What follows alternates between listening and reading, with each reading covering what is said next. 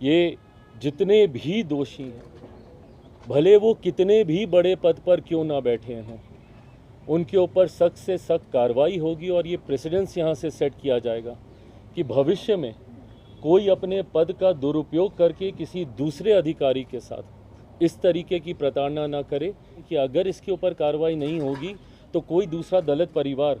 संभवतः अपने बच्चों को पढ़ने के लिए IAS IPS ऑफिसर बनाने के लिए कभी प्रोत्साहित नहीं करेगा। कोई गरीब दलित परिवार कभी मुख्य धारा के साथ जुड़ने की सोच नहीं रखेगा अगर इस परिवार को न्याय नहीं मिला। इस परिवार को न्याय मिलेगा, ये मैं विश्वास दिलाता हूँ। जिस तरीके से ये दुखद घटना घटी है, इसने कहीं ना कहीं इस घटना ने समाज की उन कुरीतियों को उजागर करने का काम किया, जिसने ये दर्शाया कि आज भी 21वीं सदी में भी जात पात धर्म मजहब को लेकर किस तरीके से लोगों को प्रताड़ित किया जाता है। उनकी जाति के आधार पर उनके साथ भेदभाव किया जाता है और ये कहीं ना कहीं इस समाज के लिए ही नहीं, पूरे देश के लिए ये चिंता का विषय है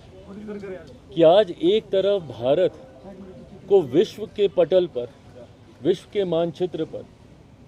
हम लोग एक शक्ति के तौर पर प्रस्तुत कर रहे हैं। आज हम लोग चांद पर जा रहे हैं, आज हम लोग बड़े बड़े कार्य कर रहे हैं और वहीं दूसरी तरफ हमारे देश में एक अधिकारी, एक अफसर, उसके साथ इस तरीके की प्रताड़ना की जाती है कि अंत में उनको अपना जीवन गंवाना पड़ता है। ये दर्शाता है कि किस तरीके से जातीयता का जहर समाज में घोलने का कार्य कुछ लोगों के द्वारा किया जाता है और ये हम सब के लिए एक चिंता का विषय है। भारत एक ऐसा देश है जहाँ पे हर जात, हर धर्म के लोग एक दूसरे के साथ मिलजुल कर रहने का प्रयास करते हैं, पर कुछ ऐसे असामाजिक तत्व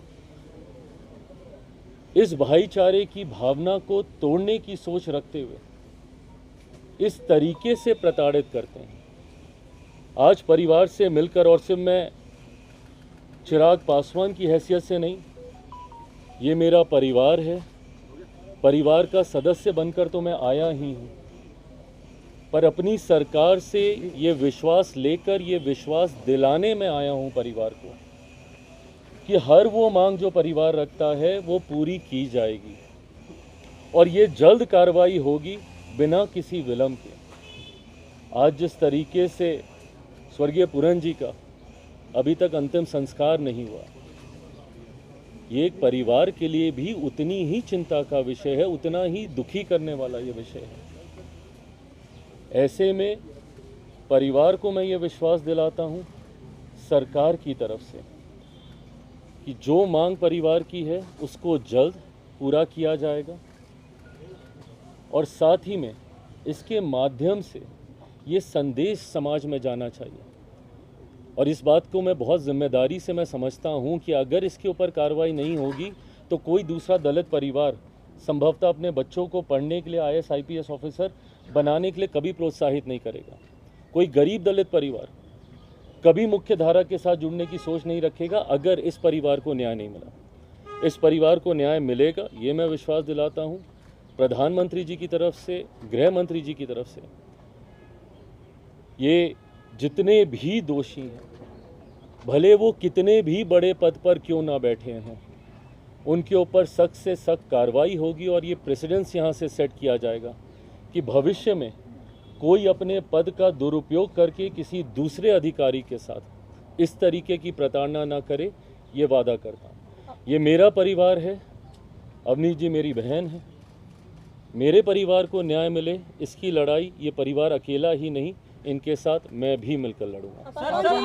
डीजीपी को हटाया गया, डीजीपी को छुट्टी पे भेजा गया, एसपी रोहतक को भी एक तरह से ट्रांसफर किया गया, दूसरी पोस्टिंग नहीं आई है। क्या लगता है अब परिवार इस पे सहमत होगा? आपकी क्या बात हुई अंदर की, वो पोस्टमार्टम? मेरी सारी बातें हुई हैं और ये